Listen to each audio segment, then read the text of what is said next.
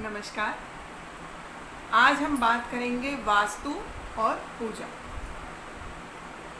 जब हम वास्तु कराते हैं तो उससे क्या फ़ायदे हैं और जब हम पूजा कराते हैं तो उसका क्या लाभ है।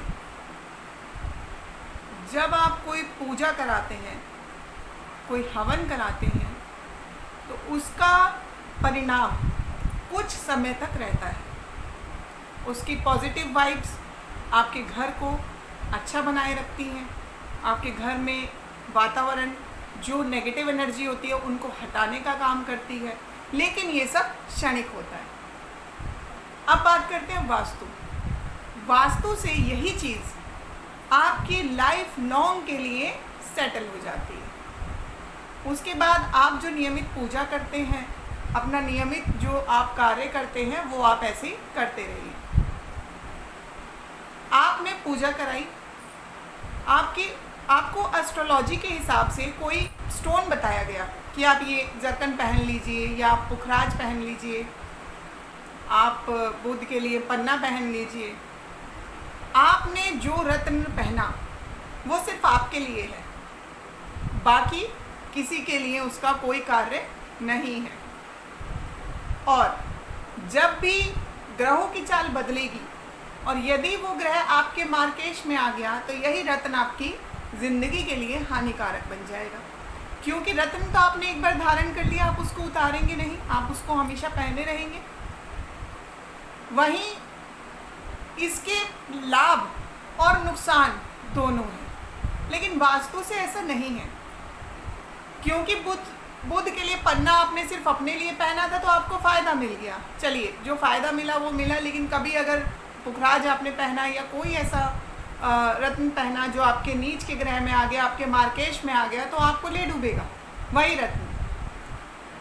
यदि आप अपने घर का वास्तु करके अपने कोनों को, अपनी दिशाओं को नियमित आप उनको व्यवस्थित कर देते हैं तो आपको ना कोई पत्थर पहनने की ज़रूरत पड़ेगी, ना कोई बहुत बड़ी पूजा अनुष्ठान करने की ज़रूरत पड़ेगी। आप अपने हिसाब से अपना लाइफस्टाइल मेंटेन कर सकते हैं। आपके जो काम रुके होते हैं वो बनने लगते हैं। आपका भाग्य और आपके बच्चों का, आपके पूरे परिवार को उसका लाभ मिलता है।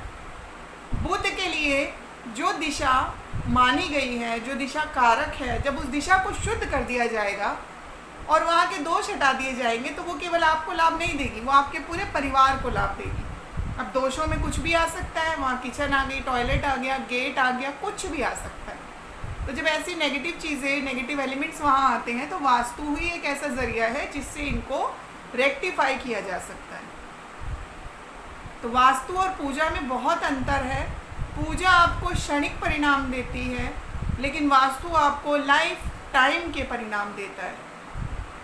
वास्तु कराना सबके बस की बात नहीं है, इट्स क्वाइट एक्सपेंसिव, और ये राजाओं की विद्या है बेसिकली। मैं अपने वीडियो में पहले भी बोल चुकी हूँ कि राजाओं की विद्या है, जो आज इतने मतलब बड़े मुकाम पे लोग बैठे हैं, फलते फूलते हैं। देखिए, कुछ के स्टार्स काम करते हैं, ग्रहों को मानना तो बहुत ज़रूरी है, लेकिन आपका लक अगर रुका है तो आपको ज़रूरत नहीं है कि हम वहीं अपनी एड़ियाँ घिसते रहें, वही काम हम करते रहें। आगे बढ़िए, आगे बढ़ने के अवसर खोजिए। आपके पास अगर मेंटली कोई भी प्रिपरेशन करने की क्षमता है, आपको कोई काम करने की क्षमता है, आप उस काम को लेकर आगे बढ़िए। वास्तु का सहारा लीजिए, अपने घर के चारों कोनों को बैलेंस कराइए। बैलेंस कराने के बाद अपनी लाइफ को आगे बढ़ता देखिए। पूजा अनुष्ठान भी कराइए, पूजा अनुष्ठान कराना कोई बुरा नहीं होता है, लेकिन वो क्षणिक परिणाम देते हैं, जबकि वास्तु आपको पूरी तरह से एक लाइफ लॉन्ग कमिटमेंट देता है।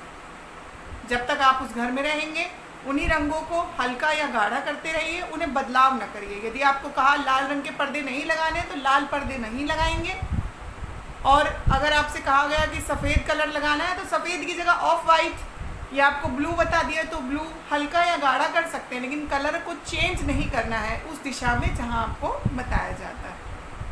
तो वास्तु इसलिए अपने आप में साइंटिफिकली प्रूवन है, बीमारियों से बचाने के लिए, आपको फाइनेंशियली स्ट्रॉन्ग करने के लिए, और आपको मेंटली स्ट्रॉन्ग करने के लिए ये बहुत ज़रूरी है। Thank you.